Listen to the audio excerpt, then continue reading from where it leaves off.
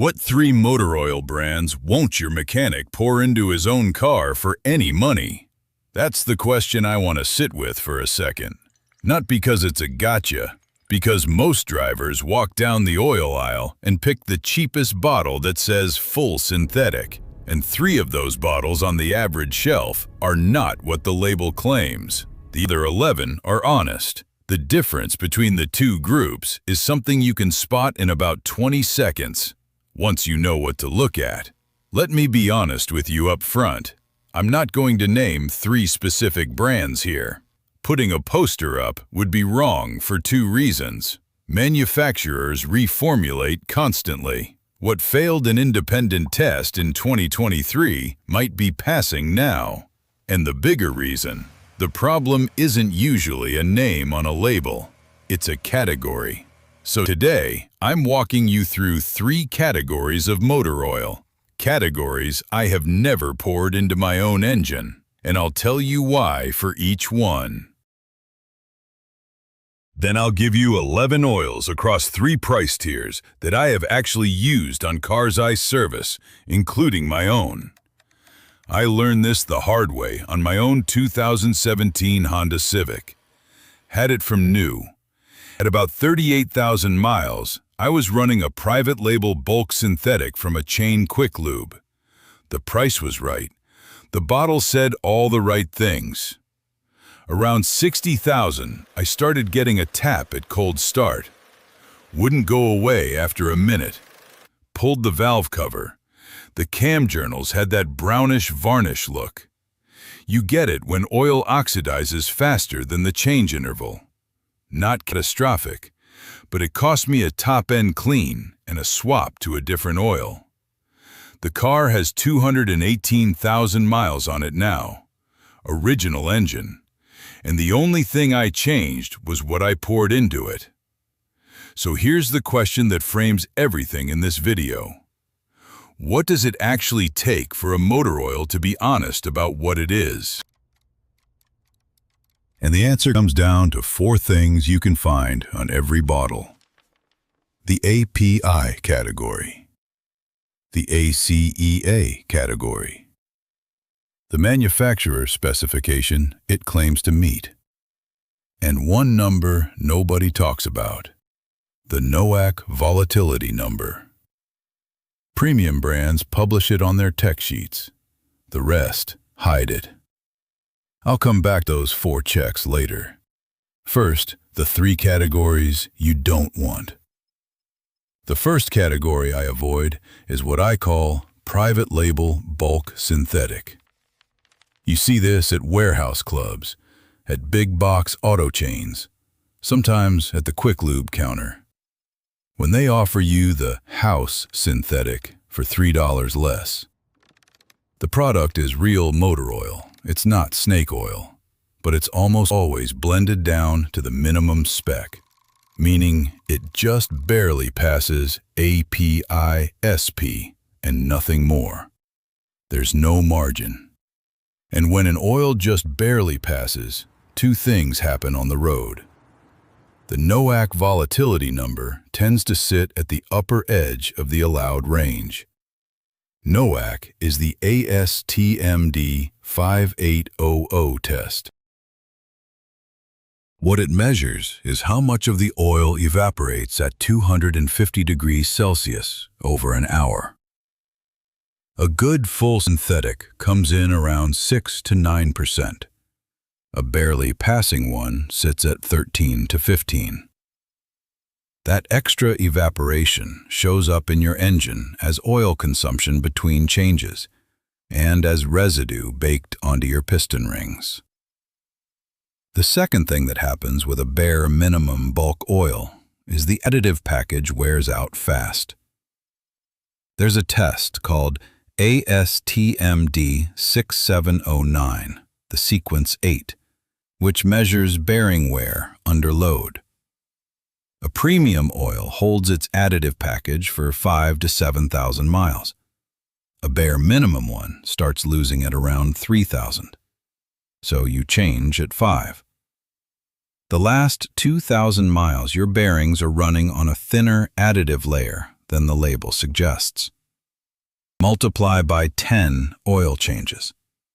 That's where you get a top-end varnish issue at 60,000 miles instead of 200,000. If any of these are saving you a trip to the shop, the easiest thing you can do to send some back my way is hit subscribe. Costs you nothing, takes 2 seconds, tells YouTube to keep this kind of content in your feed. Now, back to it. Category 2 is where most people get burned. The second category I avoid is what I call the Group 3 repackage. This one is sneaky. It's technically full synthetic by the legal definition. That definition has been in place in North America since the late 1990s. There's a courtroom decision from 1999. It allowed Group 3 base stocks to be marketed as full synthetic. Group 3 is highly refined mineral oil, not chemically synthesized, but legally allowed to use the words. So when you see a bottle that costs $9 and says full synthetic in big letters, it might be a true Group 4 or 5 blend, or it might be a Group 3 hydrocracked from crude oil. Both legally use the words. Both are not the same product. How do you tell the difference at the shelf? Read what the OEM actually says, not what the forum claims. Look for 2 markers on the back label. 1. Does the oil hold a current OEM specification, not just an API category? I'm talking Dexos 1, Gen 3 for GM, MB-approval 229.5 for Mercedes, BMW Long Life 04, Porsche A40, VW 50400 or 50700, Ford WSS-M2C 946 or 961. If the bottle holds one of those active OEM approvals, it has been third-party tested against that manufacturer's specific bench tests, not just the generic API standard. 2. Does it list ACEA C3 or ACEA A3/B4? ACEA is the European spec, and the European tests are notably harder on volatility and shear stability than the API tests. An oil that holds ACEA C3 and an active OEM approval has cleared bars that the Group 3 repackage usually can't.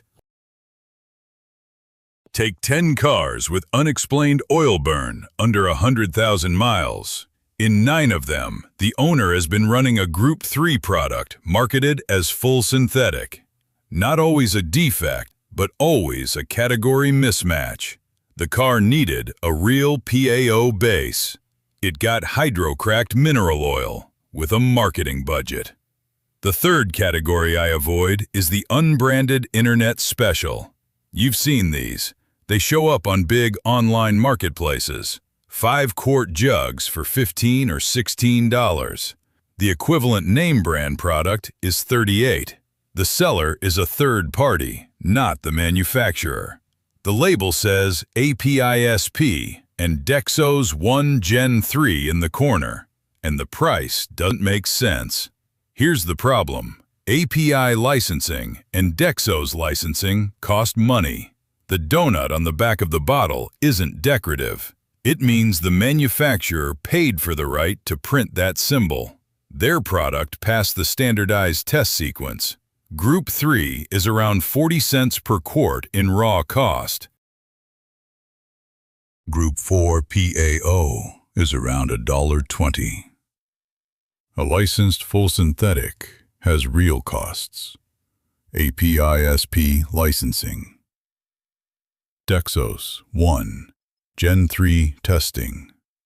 Group 4 or 5 PAO base stock. The additive package, the bottle, the freight. The numbers do not work at $15 for 5 quarts retail. They work at $28 to $35 at retail. So what's in the cheap jug? Sometimes a legitimate product that's been gray market imported. and discounted to move inventory. Sometimes a counterfeit using a real brand's labeling. Sometimes a real product that's been sitting in a hot warehouse for 4 years. Lost half its additive package before it ever reaches your engine. There's no way for you to tell at the shelf, and there's no way for your engine to tell either. It just runs the oil, and in 6 months, you find out. That's the 3 categories. Private labeled bulk. Group 3, repackaged as full synthetic. Unbranded, internet special. None of them are scams in the legal sense. All 3 of them will technically run in your engine, and all 3 of them are doing a slightly worse job than what the label suggests. Over 10 years and 100,000 miles, that gap compounds. So how do I read a label in 20 seconds at the shelf? 4 checks. 1.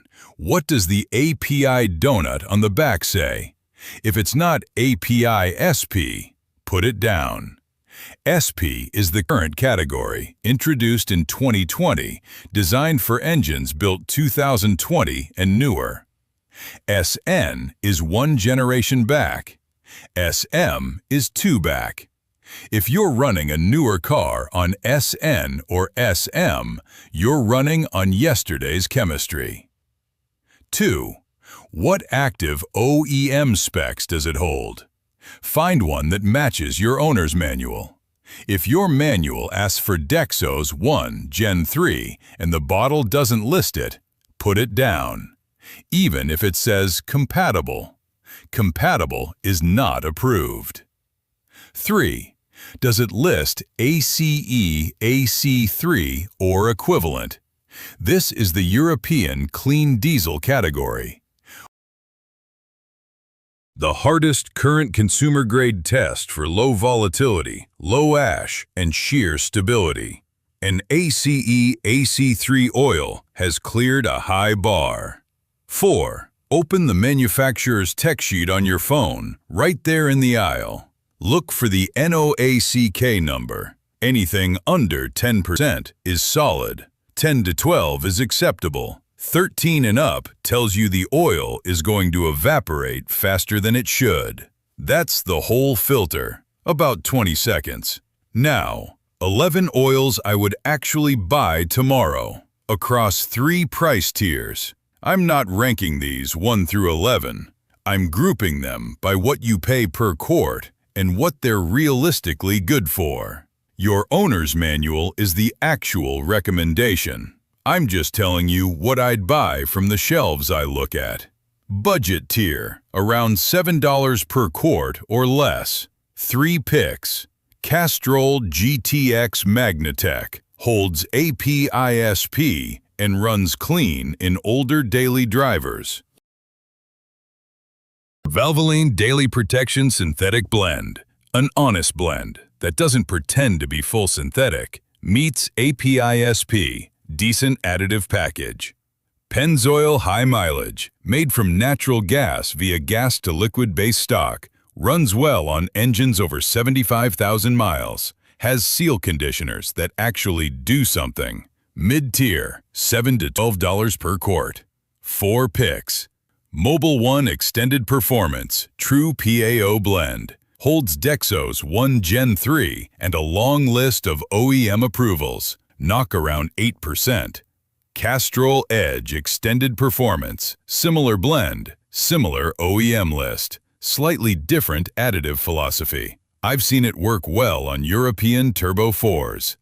Pennzoil Platinum Full Synthetic, the gas-to-liquid base stock again, but with the platinum additive package, very low NOACK.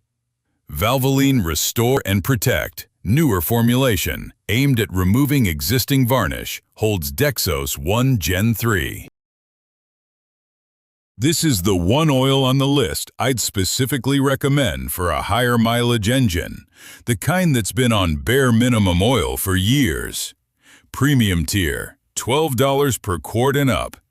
4 picks. Mobile One Annual Protection, the upgrade tier, formulated for the once-a-year change interval if your car spec allows it. AMSOIL Signature Series, PAO and ester blend, longest documented service intervals in the consumer market. Expensive, but the tech sheets back up the price. Royal Purple HPS, ester heavy, runs slightly thicker than its SAE number suggests, performs well in older muscle and high-load applications. Liqui-Moly Top Tech, German formulation, holds the MB and BMW long life approvals. Low SAPS, particularly well suited to European cars with particulate filters. 11 oils, 3 tiers, all of them clear the 4 checks I walked you through. All of them I've either run in one of my own cars or watched someone else run for 100,000 miles. Without a top-end problem. The first item on this list, the one that matters most, is the habit, not the oil. Pick one oil that meets your owner's manual specification. Buy it in 5-quart jugs, 2 at a time. Change it on schedule. Don't shop the aisle every time, hoping the brand on sale this week is going to magically be the right one. The single most damaging thing you can do to an engine is change brands and viscosity grades every other oil change. Chasing the lowest shelf price every time is worse than running a mediocre oil consistently. Pick one. Stick with it. Track the change miles in your phone. My own Civic at 218,000. My old Tundra at 340,000 on the original engine. The only thing those two cars have in common is the oil. I picked at 60,000 miles for the Civic, at 80,000 for the Tundra. 2 different oils, both mid-tier. Both held the OEM specs the manuals asked for. Both ran on a 4,000-mile change interval the whole time I owned those cars. That is the entire secret. Pick one and stay with it. I'll tell you the one thing I didn't budget for. The oil I picked for the Tundra cost me about $35 more per year. More than the cheapest bulk synthetic at the local Quick Lube. Over 10 years, that's $350. My buddy had a sister truck, same era, ran the cheap bulk the whole decade. He showed me the rebuild receipt last spring. $4,217. 6-week shop wait during the busy season. He needed the truck for work, rented for 3 weeks at $58 a day. That math adds up however you want to do it. So, 3 categories of oil I avoid. Private label bulk. Group 3 repackaged as full synthetic. Unbranded internet special. 11 oils I'd buy across 3 tiers, picked for OEM approvals and tech sheets that match what the bottle says. One habit that beats all 11 of those oils combined. Pick one and stay with it. Back to the question I opened with. What 3 oils won't your mechanic pour into his own car? The answer is 3 categories, not 3 brand names. Your mechanic avoids them because he sees what's inside the engine when the oil change interval was right, but the oil itself wasn't. That's the difference between a car that goes 200,000 miles and a car that fights you at 110. Genuine question for you. What's your current oil? And how many miles since the last change? Drop both in the comments. I read every one. If you have a car over 200,000 and you've stuck with one oil the whole time, especially mention that. I'm collecting those for a longevity video later this summer. That's what I've got for you this round. Take care of the oil, and the oil takes care of the engine.